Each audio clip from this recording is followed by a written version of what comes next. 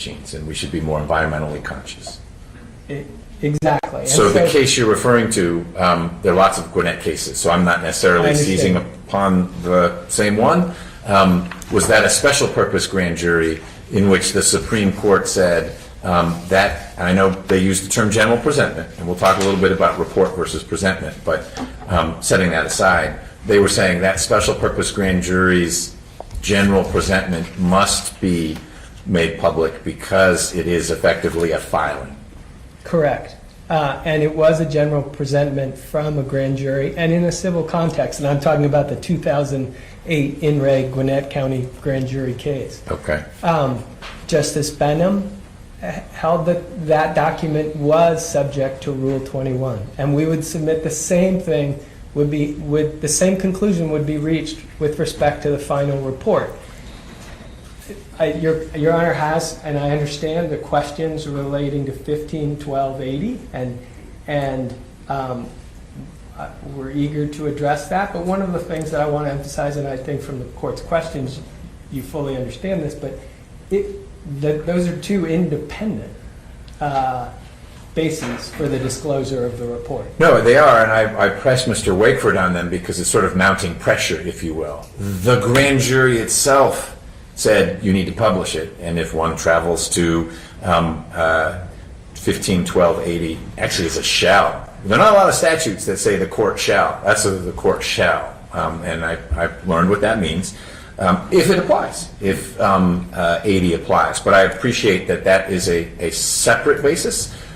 If I were to find that the final report is effectively a Rule 21 filing, then Rule 21 and all the case law that you and Ms. Gaither cited that talk about the competing interests, and it really is extraordinary and exceptional not to disclose something that would fall under or within Rule 21's ambit. So that would be a separate and compelling reason if I were to find that the final report is a Rule 21 filing.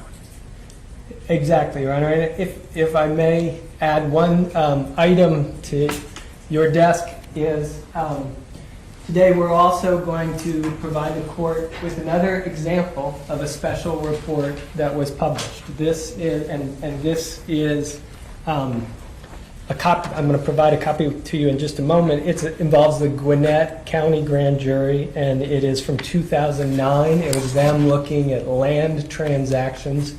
And Judge Clark, at the end where I put that, may I approach? You may.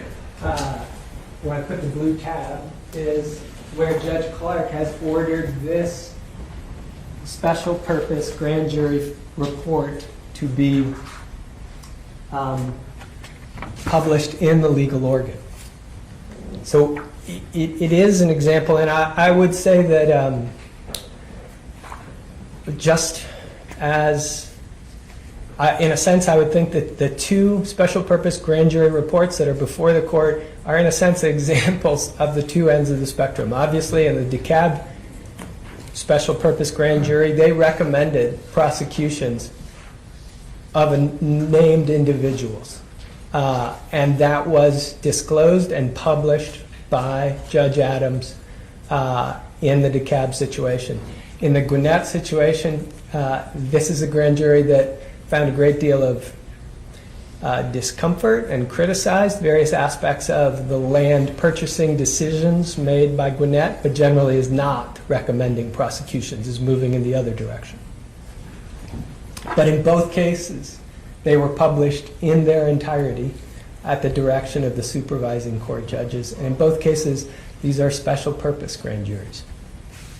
So these would be then examples that it is possible to do it, and I assume if it had been legally challenged and a higher court had said the trial judge was in error to do that, then Mr. Wakeford would have shown me those opinions. So those aren't out there.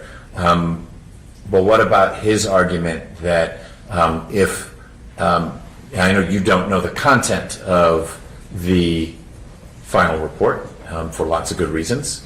But what about the argument that the content should drive the decision-making process? So, Your Honor, I'm going to address Or did I both those interrupt you questions. before No, you got all but you the? raised another issue that I'd like to just cover, and then I will directly answer that question. Okay. With respect to the DeKalb, Special Purpose Grand Jury, and the court may already be aware of this. Yeah, full disclosure, I was a brand new judge, and all of a sudden, Mark Scott, defendant, was in front of me. There was a whole lawsuit that came out of DeKalb about not handing over that report to the rest of the bench, and so I'm a little familiar with how that was. Nothing about publication. That was news. I understand. I wasn't interested in whether